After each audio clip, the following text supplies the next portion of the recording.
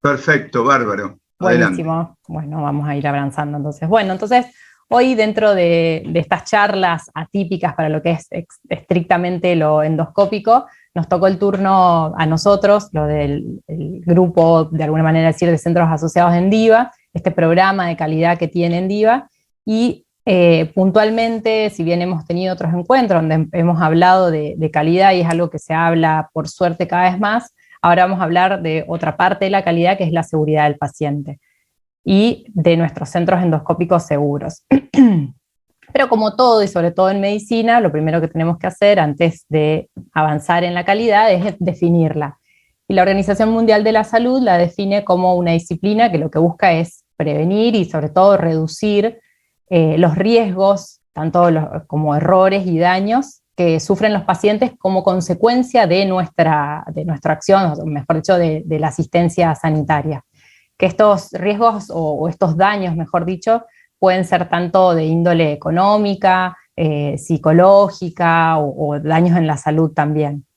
Y esta seguridad del paciente tiene que ver con lo que hace a la seguridad, con la estructura, los instrumentos y los procesos. Hoy van a escuchar a lo largo de la charla muchas veces la palabra procesos, que tiene que ver con esta sucesión de secuencias que tenemos que hacer, que tienen que estar bien definidas, y es lo que nos va a ayudar a que nuestro trabajo sea más ordenado. Y finalmente todo esto nos va a ayudar a reducir el error y el daño. Sabemos que en medicina no existe el riesgo cero, siempre habrá un riesgo, pero bueno, la idea es que este riesgo sea lo más mínimo posible. Ahora, si hablamos de seguridad del paciente, tenemos que hablar en realidad de la cultura del paciente, mejor dicho, perdón, está mal escrito ahí, no es la cultura del paciente, es la cultura de la seguridad. Es decir, que cuando hablamos de la cultura de la seguridad del paciente, ¿a qué nos estamos refiriendo? Y es este conjunto de valores, actitudes, la filosofía, las tradiciones, las costumbres que tienen todo este grupo de personas que trabajan juntas, que van a condicionar el comportamiento tanto individual como colectivo. Y es esto lo que va a llevar a cuán seguro o no sea nuestro accionar. Entonces, cuando hablamos de seguridad del paciente, tenemos que pensar en un todo en general, y que también tenemos que pensar en que esto lleva tiempo, cambiar la cultura, así como hablamos de la cultura de la calidad, bueno, la cultura de la seguridad del paciente, que es la base, nos va a llevar un tiempo, pero hay que trabajar en ella. ¿Y por qué hablamos de la cultura, o mejor dicho, por qué hablamos de seguridad del paciente? Porque hace ya años que se viene, mejor dicho, siempre se habló de la seguridad del paciente, pero como que se empezó a prestar mucha más atención hace años. Ahora vamos a hablar un poquitito de la historia, porque se evidenció que al menos 5 pacientes se mueren por minuto. Esto es un montón. Entonces la Organización Mundial de la Salud empezó a prestar atención en estas cifras, tal es así que hace unos años promulgó de alguna manera el Día Mundial de la Seguridad del Paciente, que es el 17 de septiembre, y donde nos convoca a todos los que trabajamos en salud a trabajar en la seguridad del paciente, también incluyendo al paciente y a la familia, y a comprometernos en forma, digamos, permanente con este accionar. Y como le decía, hablando un poquitito de la historia, de alguna manera, más que de la seguridad, porque la seguridad del paciente tiene años, antes quizás se hablaba de una manera más drástica, las denuncias, después vino el primum non nocere y demás, pero hablando un poco más de lo que es la gestión del riesgo, en realidad, en los años 60 nace estrictamente la gestión del riesgo, que en verdad no nace en medicina puntualmente, sino nace en las empresas, quizás más nucleares o aviación, donde por un tema de que se fue complejizando y se fueron modernizando los procesos, necesitaron tener o hacer una gestión de riesgo para hacerlos más seguros.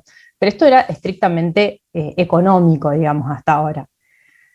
10 años más tarde aparecen los primeros estándares internacionales en gestión del riesgo puntualmente. No estoy hablando de gestión del riesgo en salud, sino en gestión del riesgo en general, que como verán aparece primero en el Código de Seguridad de la Nuclear. Por eso les digo, nosotros mucho hemos ido aprendiendo de otras áreas, como les decía, digamos, más lo nuclear, lo aeronáutico y otras áreas. En el 70, ahí sí, ya se empieza a crear un comité donde la idea era un comité que trabaje sobre la prevención de errores, ahora sí estrictamente en establecimientos de salud. Pero esto, lo mismo, surge como consecuencia de un número elevado de mala praxis, digamos, de juicios de mala praxis que empieza a tener Estados Unidos, y lo mismo, yendo atrás de puntualmente lo económico, digamos, no se veía la gestión del riesgo como una cultura o como ayudar a que todos trabajemos mejor y en pos del paciente, sino en reducir los costos, los gastos. Luego en el 96, también en Estados Unidos, se crea la Fundación Nacional para la Seguridad del Paciente, que es una organización sin fines de lucro, que obviamente todavía está vigente, es muy buena, si quieren pueden visitarla, tienen charlas de capacitación, tanto para el personal de salud como para los pacientes. En el 99 hay un quiebre, que es un informe, un hito, que ahora lo vamos a charlar un poquito más, que es, ¿cómo es? Errar es humano. La verdad que este informe fue un despertar de todo lo que es la seguridad del paciente, y empieza a ser como una Biblia para muchos, y de donde empiezan a estudiarse un poco más y a ver más la seguridad del paciente y cómo hacer gestión de riesgo en salud.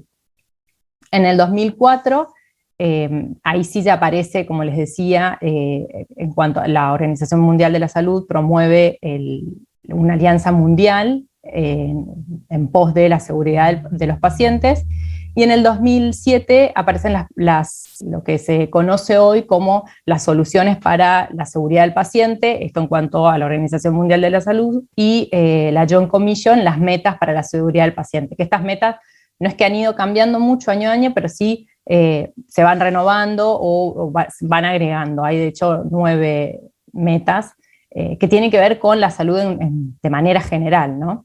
Quizás esto tiene más que ver con quizás organizaciones de tercer nivel que tienen internaciones, pero siempre es bueno aprender para todos.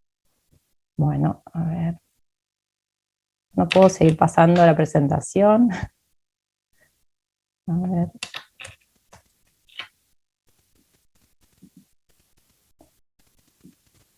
No sé qué pasa.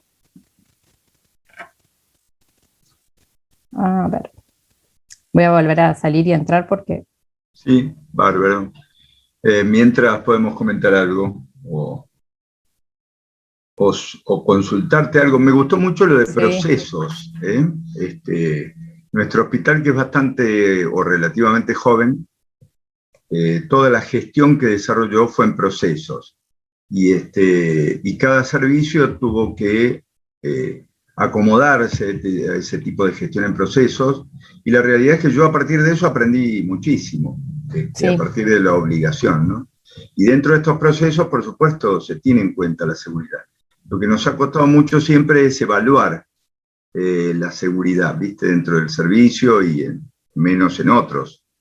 Así que sirve mucho hay un montón de herramientas para evaluación. Una vez que enganches tu charla y si tenemos continuidad, después algunas de las preguntas son las que te voy a hacer, tienen que ver con eso. Perfecto. Ahí lo pueden ver. Vamos a ver si podemos seguir. Sí, claro. Perfecto. Bueno, entonces, una de las preguntas que nos hacemos a esta altura es si es importante trabajar con seguridad, y sí, sin duda que es muy importante para trabajar con seguridad. De hecho, esto que les decía de hacer un cambio cultural sirve para uno estar más atentos a dónde estamos cometiendo errores. O sea, de hecho, el proceso de gestión del error, o mejor dicho, de gestión de riesgo, es un proceso dinámico donde estamos todo el tiempo tratando de ir mejorando, de la misma manera que es el proceso de calidad de ir mejorando. Y como les decía, esto de este informe de errar es humano, data de más o menos el año 99, donde se hace como un relevo de 30.000 historias clínicas de Estados Unidos, donde evalúan que cerca del 4% presentaron eventos adversos, y que esto, extrapolándolo a las internaciones anuales del mismo país, llevaba a entre 44 y 99.000 muertes anuales a causa de eventos adversos. Entonces, ahí es donde uno, poniéndolo en números, se empieza a discutir y a ver la importancia que tiene de trabajar sobre el error y de evitarlo, tratar de evitarlo.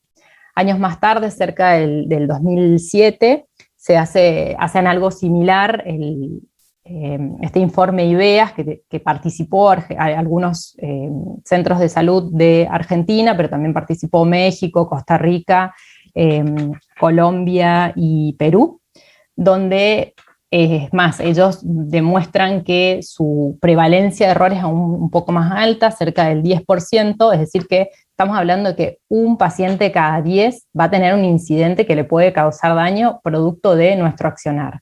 Y lo peor de esto es que cerca del 60% son prevenibles. Entonces, vaya si no será importante trabajar en seguridad del paciente. Y ¿cuál es la conexión que tenemos con la calidad? Decimos que los centros asociados en DIVA es un programa de calidad, entonces, bueno, ¿cómo insertamos la seguridad del paciente? Porque dentro de lo que son los atributos de la calidad, si bien obviamente tiene que ver con la efectividad, la accesibilidad, el cuidado centrado al paciente o la satisfacción del paciente, uno de sus atributos más importantes es la seguridad del paciente. Entonces, cuando estamos hablando de seguridad, cuando estamos hablando de calidad del paciente, estamos hablando de seguridad del paciente.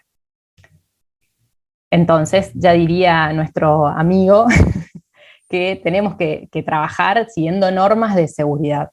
No podemos pretender brindar calidad sin antes que esta no sea segura. Bueno. ¿Y cómo ocurren los errores? Una de las teorías de James Reason cerca del año 2000, la teoría del queso suizo que describe esta persona, en realidad no es una teoría de errores en salud o errores en medicina, sino que es errores en el accionar del hombre en general. Y lo que propone, mejor dicho, Reason, es que compara a las lonjas de un queso como los procesos que tiene, por ejemplo, en nuestro caso, los procesos médicos, ¿sí? Y cada agujero son estos riesgos que tenemos, y que cuando uno se va salteando y va cometiendo errores, finalmente se termina desarrollando el daño. Entonces, esto lo que nos demuestra es que en realidad, si existen diferentes procesos, esto nos va a ayudar a que nuestro accionar sea mucho más seguro. Si tenemos menos procesos o si nos vamos salteando todos esos procesos, es lo que va a hacer que nuestra conducta sea más riesgosa. Entonces tenemos múltiples, para que exista esto tiene que haber múltiples fallos o deficiencias, y tenemos muchas oportunidades de evitarlo, por eso es importante. Y una de las cosas que atraviesa a todo el proceso de la gestión del riesgo es la comunicación. ¿Qué entendemos por riesgo? Bueno, el riesgo es la posibilidad o la probabilidad de que algo malo suceda y que esto termine afectando nuestro proceso de manera desfavorable. El riesgo no es lo mismo que decir peligro, ¿sí? El peligro es una acción que podría ser riesgosa. Por eso ahí les puse como ejemplo que un peligro puede ser la identificación errónea de un paciente y que esto lleve al riesgo de que el paciente, en nuestro caso, le terminemos haciendo un estudio que no corresponde, y la consecuencia es quizás que le hagamos una colonoscopia en un paciente que no está preparado, o otras acciones. ¿Y por qué no gestionar el riesgo? Bueno, tenemos muchas razones de por qué no gestionar el riesgo. Muchas veces es porque decimos, bueno, no, pero esto nunca nos pasó, lo desestimamos, ¿sí? Decimos que nos parece que vamos a terminar gastando más en hacer toda la gestión del riesgo, y más vale espero a que suceda y ahí veo cómo lo resuelvo. O creemos que ya tenemos suficientes controles, entonces ¿para qué voy a hacerlo? Entonces, siempre tenemos razones para no gestionar el riesgo, porque nosotros estamos pensando que quizás gestionar el riesgo es ir atrás de resolver el evento adverso, y en verdad gestionar el riesgo es todo lo anterior, es justamente adelantarnos a la aparición del evento adverso, del daño, del error, de lo que sea.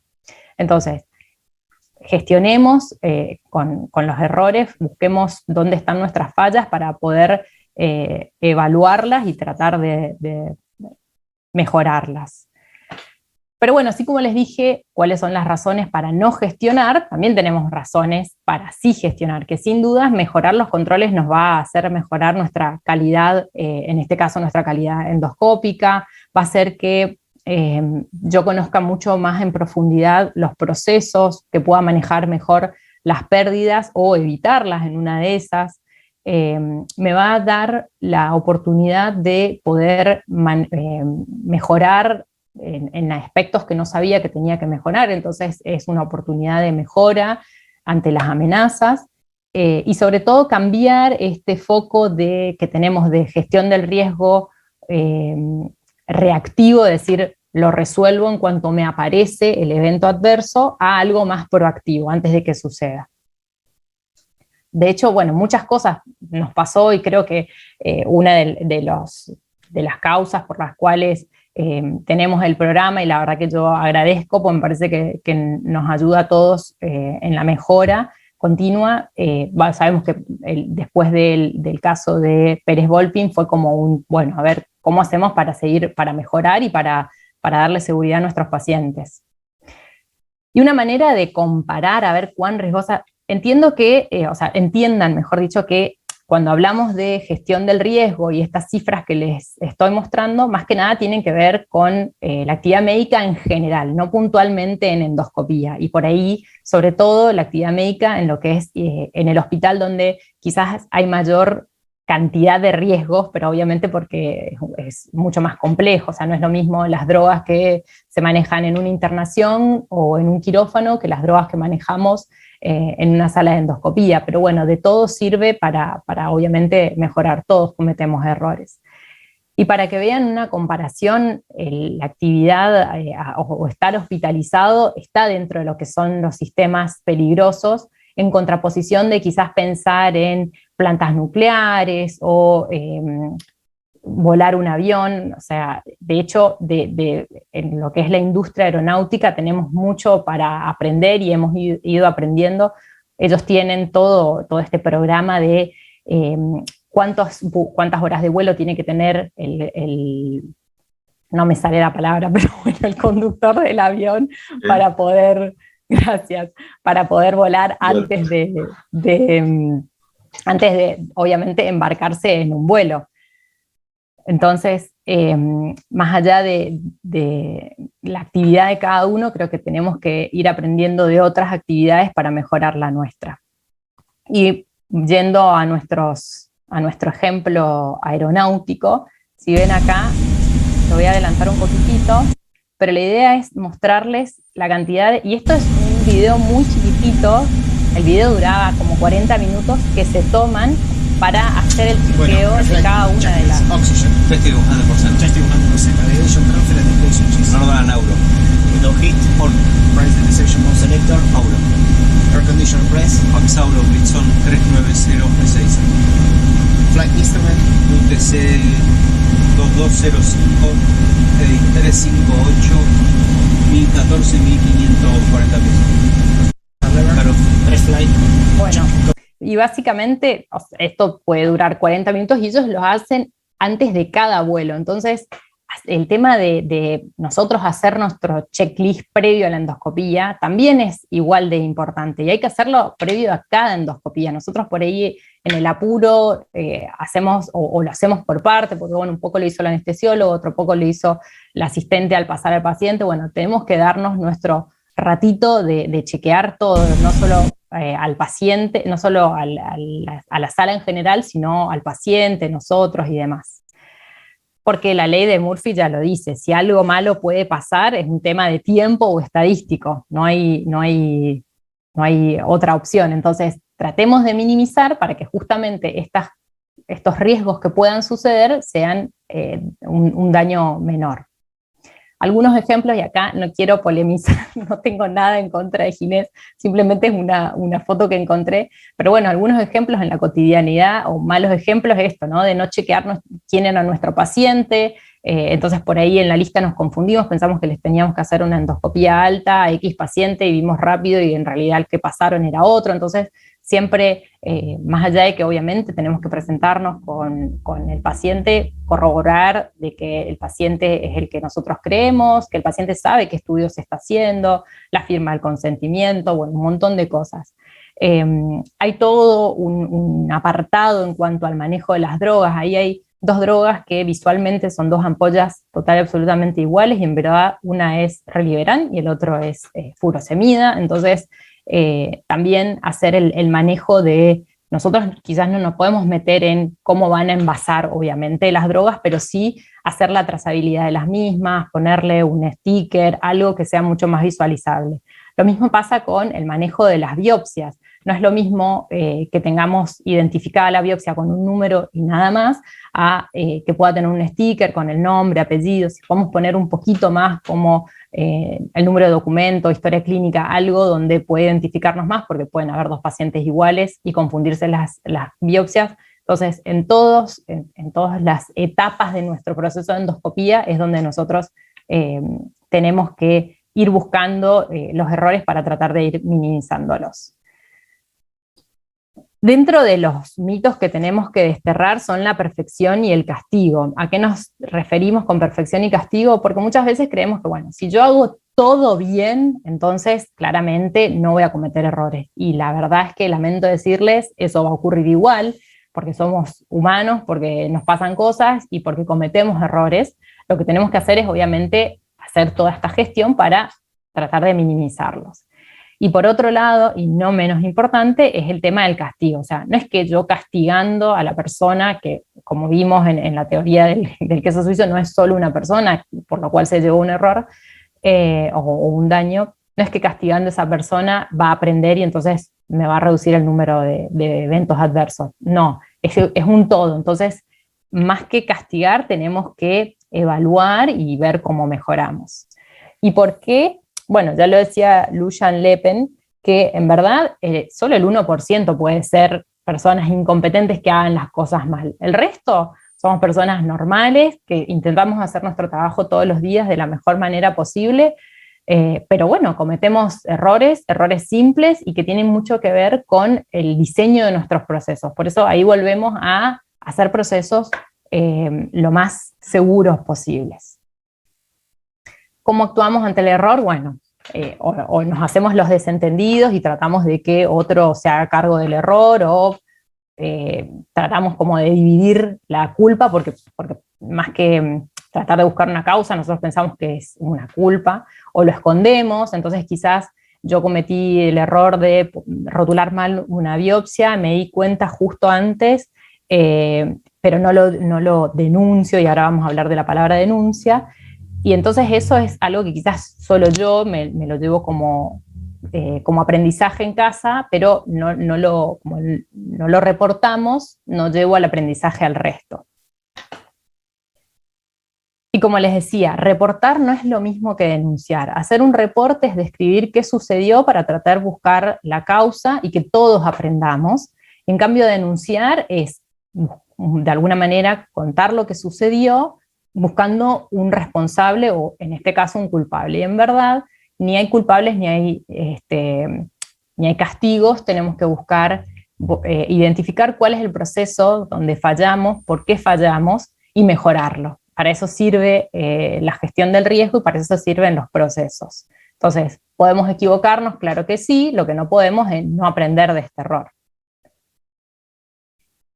Y el reporte de errores o la gestión del riesgo nos sirve para analizar qué sucedió, lo que les decía, esto de evaluar nuestros procesos, aprender de los mismos y mejorarlos, ¿sí? Nos sirve, como decíamos, la gestión de riesgo es una oportunidad de mejora para evitar que le ocurra al paciente, pero también puede ser que fue un error que nos sucedió al personal de salud, entonces no solo para el paciente, sino para todo el personal. Y acá quiero, de alguna manera, mostrar cómo es el proceso de la gestión del riesgo, que es analizar el proceso de manera en general, buscando cuáles son, o estimando cuál es el riesgo, valorando, digamos, si me conviene hacer gestión de cuál, porque obviamente no vamos a poder gestionar todos los riesgos o de manera igual, vamos a tener que identificar cuál es el más urgente y después, una vez que hagamos el tratamiento, ver si fue suficiente lo que hicimos. Y más allá de mostrar cuál es el ciclo de la gestión del riesgo, yo quería mostrarles cómo se tiene un parecido con el ciclo de Deming, que es el ciclo de la mejora continua. Entonces, como les decía, volvemos al inicio de la charla, o sea, trabajar en seguridad del paciente es trabajar en calidad, y trabajar en calidad es trabajar en seguridad del paciente. Como verán, es muy similar el ciclo, es buscar, planear qué es lo que quiero gestionar para mejorar mi calidad, buscar qué procesos, verificarlos y luego actuar y después volver a replantearme. Entonces, los ciclos son similares. Y esta imagen básicamente es, de alguna manera, es la gestión del riesgo, o sea, evaluar el contexto donde está inmerso mi servicio de endoscopía en este caso, identificar cuáles son los procesos y dentro de esos procesos cuáles son los riesgos, analizarlos, evaluar y hacer el tratamiento para después nuevamente, a través del seguimiento y del monitoreo, ver si tengo que barajar y dar de nuevo porque esa intervención no fue buena o sí y puedo mejorarla. Pero lo que atraviesa cada una de estas instancias es la comunicación, lo que les decía al principio, comunicación es todo, es que podamos sentarnos entre todos del servicio y charlar dónde estuvo el error, cómo hacer la mejora, comunicarnos en cada una de las instancias también del proceso del que estemos hablando, ¿sí? Y volviendo al inicio de la charla, porque dijimos que era, por un lado, seguridad del paciente y otros centros endoscópicos seguros, en realidad esto está inmerso en la charla de seguridad del paciente, ¿sí? ¿Cómo lo aplicamos en los servicios de endoscopía? Bueno, como les dije, les cerebré la cabeza toda la charla, que fue básicamente identificando los procesos y trabajando en cada uno de estos, tratando de fomentar la cultura de calidad y de seguridad del paciente. Acá es difícil, obviamente, lleva su tiempo, alguien tiene que tomar, digamos, la batuta e iniciarlo, pero todos tienen que acompañar.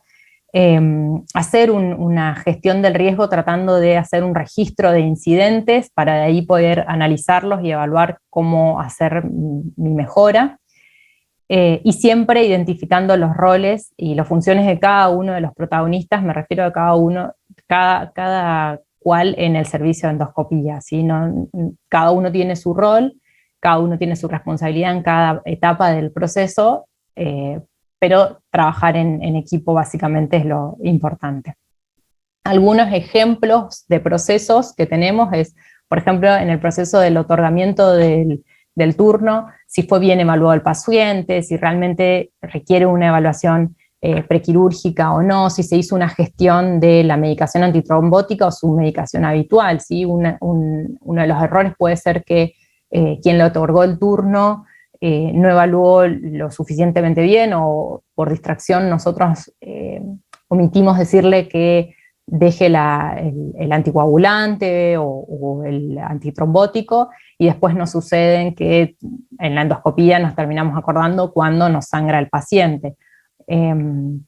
Otro de los procesos es mismo el ingreso al paciente, esto de identificarlo de manera adecuada. Lo ideal es quizás una pulserita identificatoria. Todo obviamente tiene que ver en función de el centro, si es más grande o más pequeño, por dónde va a ir pasando el paciente, pero bueno, la identificación adecuada del paciente, que esté acompañado, el consentimiento que esté firmado y saber que el paciente entendió lo que se le va a hacer.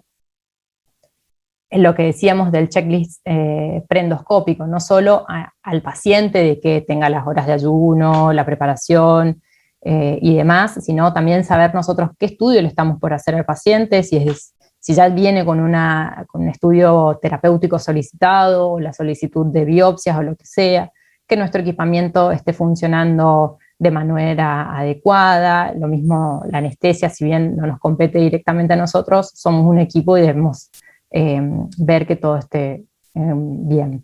La gestión de biopsias podemos hablar total y absolutamente aparte, como les decía, una identificación adecuada de biopsia no es lo mismo que yo le ponga un número o un nombre y apellido y la fecha, a que le ponga un poquito más de información. Eso me va a permitir a mí, si hay dos pacientes iguales, poder ver qué paciente tenía qué biopsia y evitar las confusiones.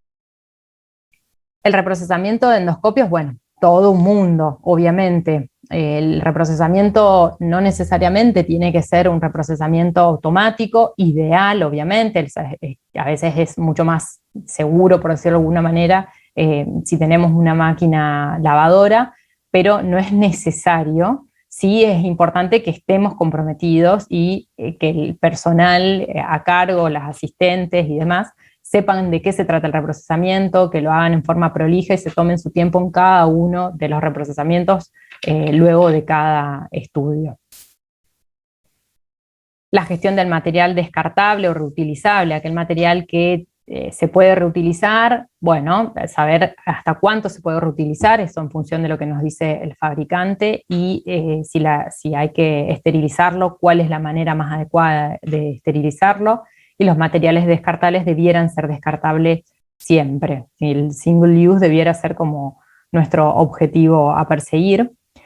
Y bueno, como otro de los procesos no menos importante, la realización del informe endoscópico, donde el paciente, o mejor dicho, la persona que reciba el informe, que sea como fielmente lo que sucedió en ese estudio. O sea, si se llegó hasta determinado lugar, si se le sacó biopsias, que se sepa puntualmente de dónde se sacaron las biopsias, si se sacó un pólipo, que quien lo lea entienda y sobre todo sea una descripción lo más fidedigna, usando las escalas validadas, ¿sí? Tratando de usar París si estamos hablando de un pólipo, si hablamos de Barrett, Praga, pero bueno, tratar de empezar a utilizar un mismo idioma todos para que sea lo más reproducible ese informe.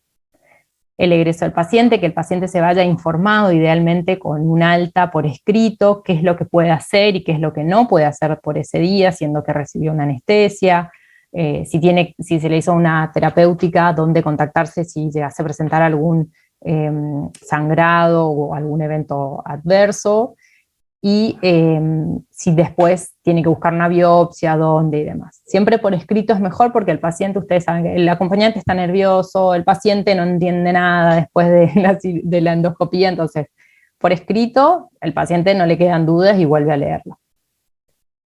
Y desde los centros asociados, ¿cómo trabajamos en seguridad? Bueno, primero decirles que es un programa de mejora continua, no solo en calidad, sino también en seguridad.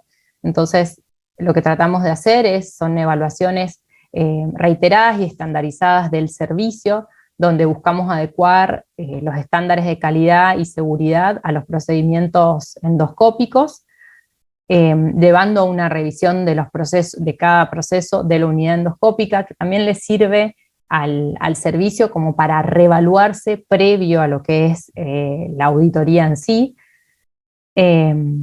Sirve porque como se otorga obviamente un informe con sugerencias de mejora, bueno, esto pueden tomarlos y está buenísimo que sea una oportunidad de mejora. No va a ser lo mismo el informe que se le dé un año y el informe que se le dé otro, porque se supone que ese servicio también va a ir mejorando en su calidad y en su compromiso con la calidad.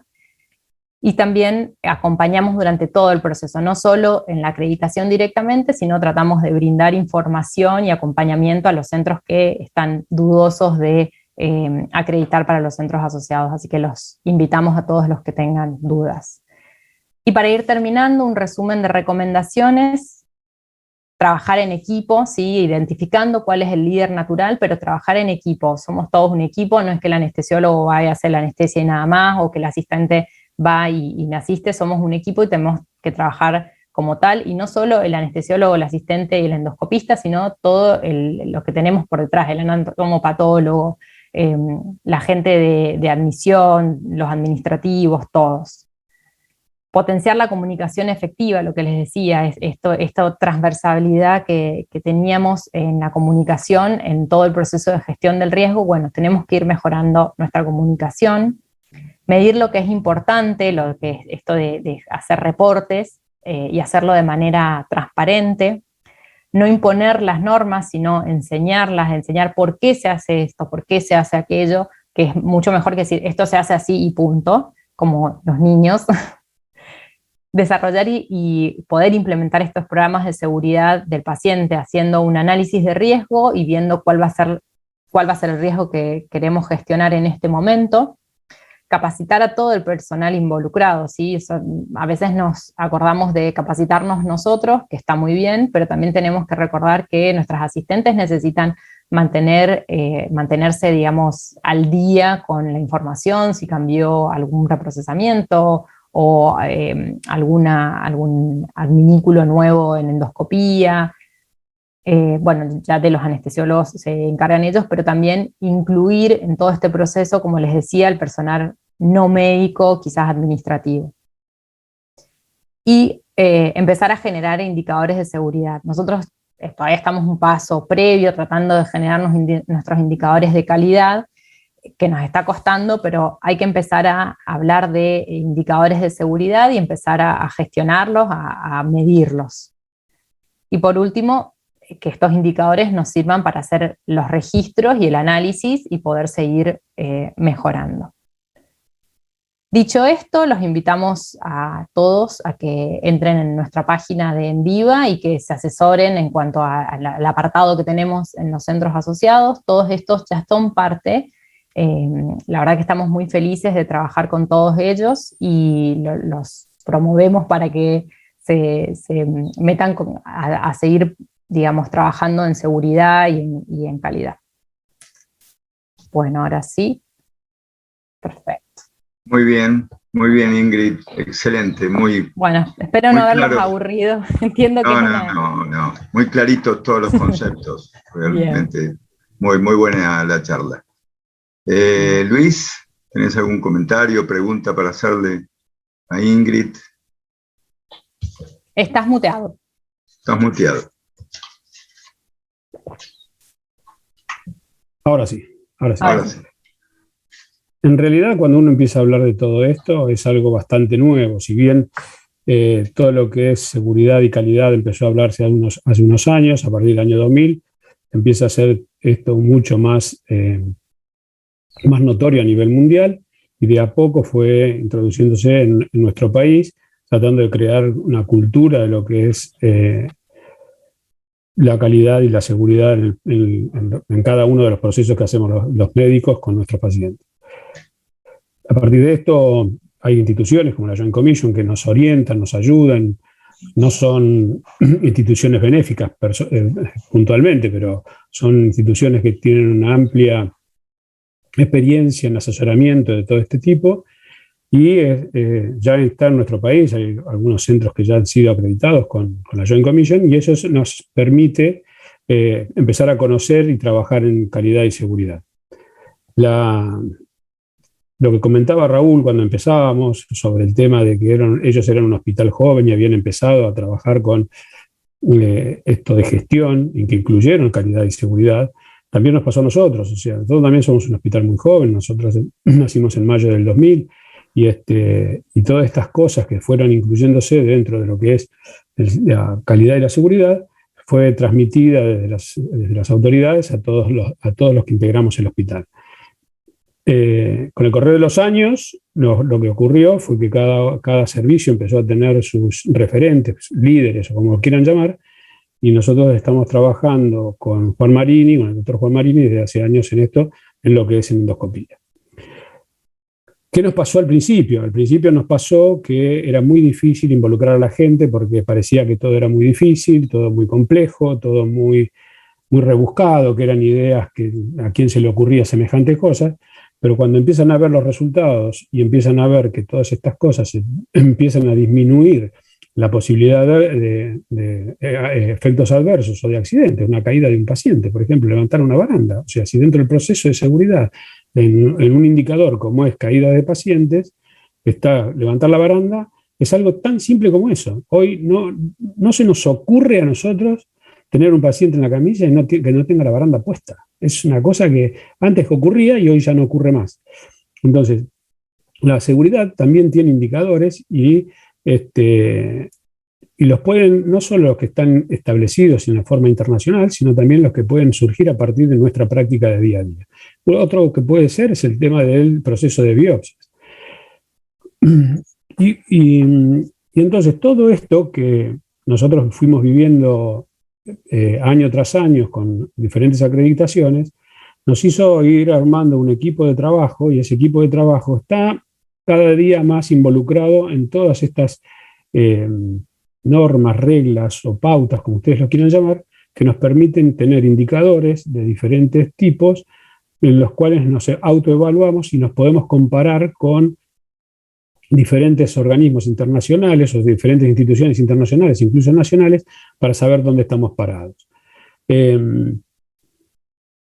Y otra cosa que es muy importante, de las cosas que contó Ingrid, yo tengo acá anotado un montón de cosas así aisladas, es tener en cuenta el tema de los procesos. Los procesos son millones. Cuando cada cosa que uno hace es un proceso. Comprar una entrada de cine es un proceso. Ir a comprar una pizza es un proceso. Que tiene un inicio, que es la decisión de ir a comprar la pizza, y es un final, que es comerte la pizza. Y entonces todo eso tuvo un proceso. Entonces, todo esto lo que hace es que demostrar que en esto está involucrada mucha gente. Y ahí es donde aparece el gran conflicto, que fue una de las cosas más importantes que a nosotros nos ocurrió y que fue difícil de hacer entender y que todavía hoy es difícil de que todos colaboren, que son los reportes. Los reportes no es una denuncia, eso lo tiene que quedar muy claro. Los reportes no son una denuncia, es una situación vivida que influyó en un proceso y que pudo haber influido en la seguridad y en la calidad de atención a un paciente. Entonces, como los procesos involucran mucha gente, tener el reporte de lo que salió mal nos va a permitir tener lo que Ingrid dijo durante la charla sobre lo que es oportunidades de mejora. Y oportunidad de mejora significa estudiarlo, repasarlo y volver a ese círculo de inicio y de final para poder mejorarlo para el próximo paciente. Y una cosa más que quiero decir es que alguien tiene que empezar. Siempre alguien tiene que empezar, ¿sí?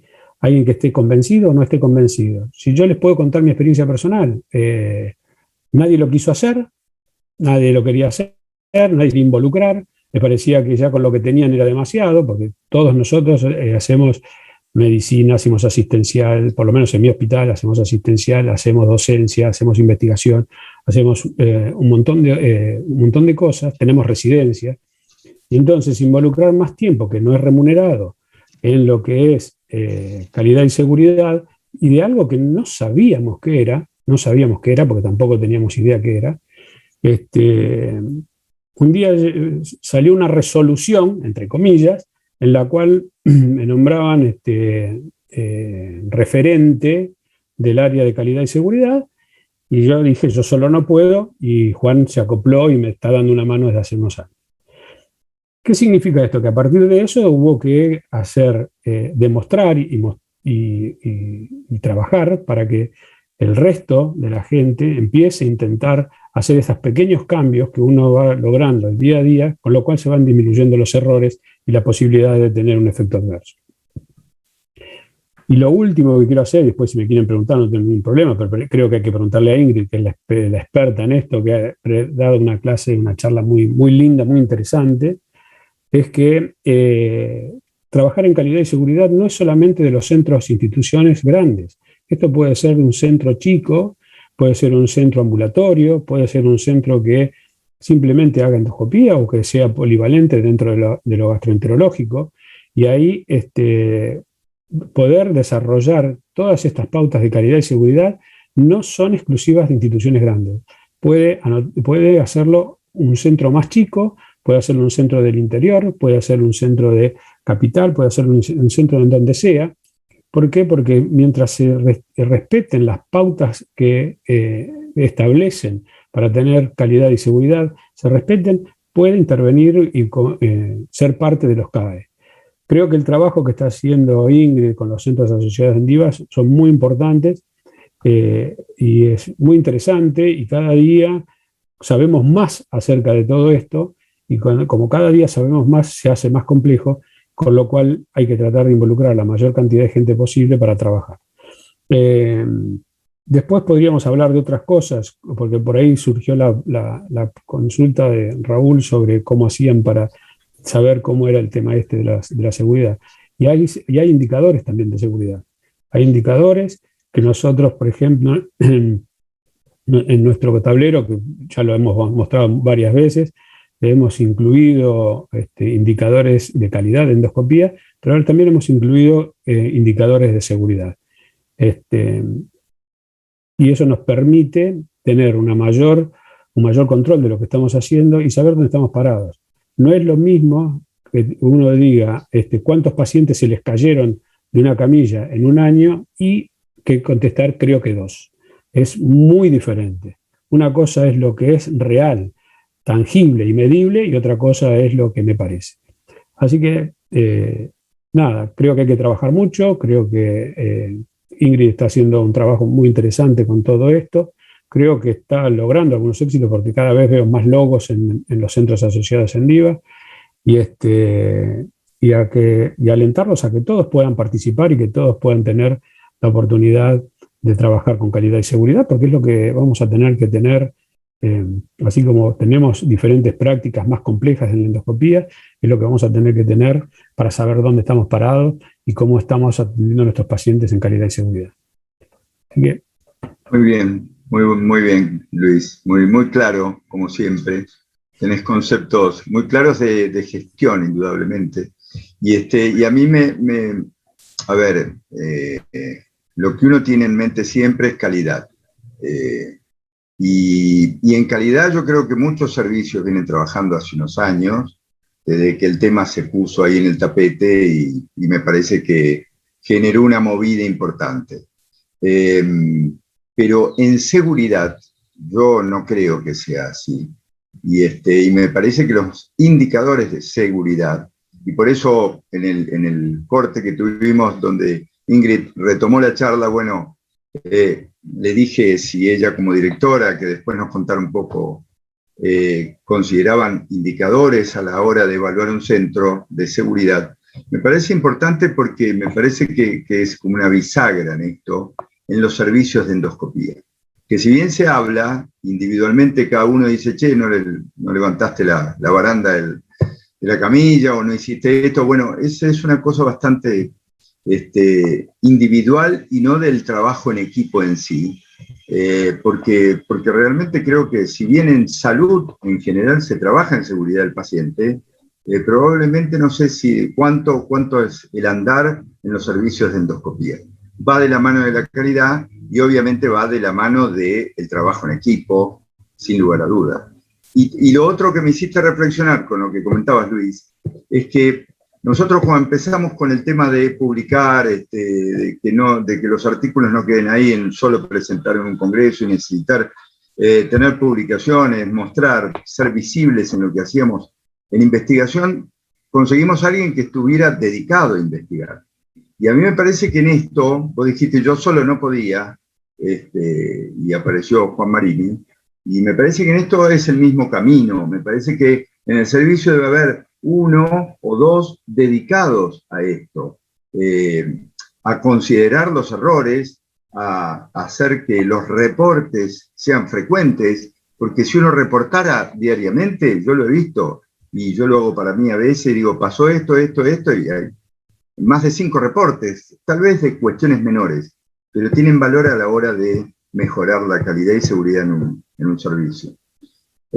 Ingrid, la charla fue muy clara, pero yo te pregunto, básicamente, como directora tenés un equipo de trabajo, como directora de centros asociados, ¿no? De DIVA. Tenés un equipo de trabajo, ¿y cómo está conformado este equipo? Dentro del equipo estamos la doctora Laura García, Betiana Pucci y Victoria Selvino. Así que siempre se necesita gente, si alguien está interesado en incorporarse, son bienvenidos.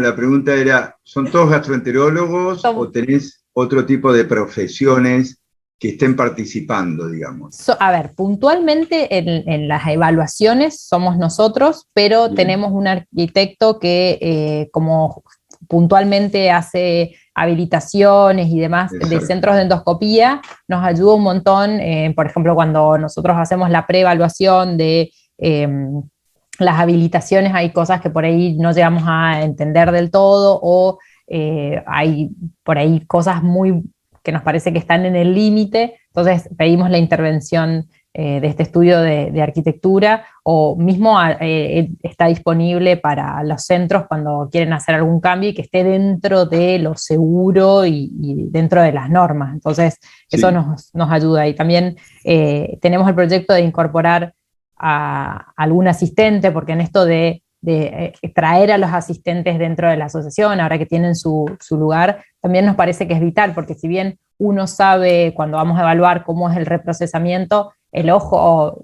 sabes obviamente mucho más el manejo de la endoscopía, el ojo que tiene el asistente no es el mismo ojo que tiene uno, entonces la idea es seguir también nutriendo al programa, porque nos va a ayudar a todos, como decía Luis, la idea para nada es ir y decir, haces mal esto y denunciarlo, nada, sino justamente hacer una evaluación integral, ver en qué cosas, también, o sea, así como le marcamos las cosas que pueden mejorar, marcamos las cosas que hacen bien, porque también hay que felicitar las cosas o las iniciativas que tienen positivas, y también a nosotros nos nutre para decir, mira, este servicio está haciendo tal cosa y está buenísimo, entonces, bueno, promovámoslo a ver el resto de los servicios, si se enganchan en hacer algo similar, entonces también nos sirve. Y a mí me cambió un montón. Yo ahora, como el meme ese de veo gente haciendo cosas riesgosas, es así, es como todo el tiempo ahora es, bueno, esto puede salir mal, pero bueno, es parte del... Pero yo estoy metida en eso, por eso entiendo que el cambio cultural cuesta, y hablar de, como decía Luis, un proceso no es algo raro, no es algo que no lo hacemos, todo lo contrario, trabajamos todos en seguridad, todos tratamos de que nuestro accionar sea de calidad y seguro, pero hay un montón de conceptos que no sabemos de qué se trata, entonces nos dicen, nos hablan de proceso y decimos, ¿qué es eso? Y nos agarra pánico, y quizás es simplemente ponerlo en palabras, ver de qué se trata y evaluarlo un poco mejor, pero que ya lo estamos haciendo en realidad. Bueno, muy bien. En función de la muy buena charla y tan clara, y el comentario muy, muy trascendente desde la experiencia y del conocimiento, porque Luis ha estudiado mucho de calidad y sabe bastante. Doy fe de eso porque lo he escuchado en varias oportunidades. Así que a los dos les agradezco muchísimo y damos por cerrada. Bueno, muchas gracias a todos. Bueno. Y como decíamos, los invitamos a participar de los centros, tanto como centro como parte del equipo también. Muy bien, muchas gracias. Hasta luego. Gracias. Buen fin de semana. Igualmente. Gracias, igualmente a todos.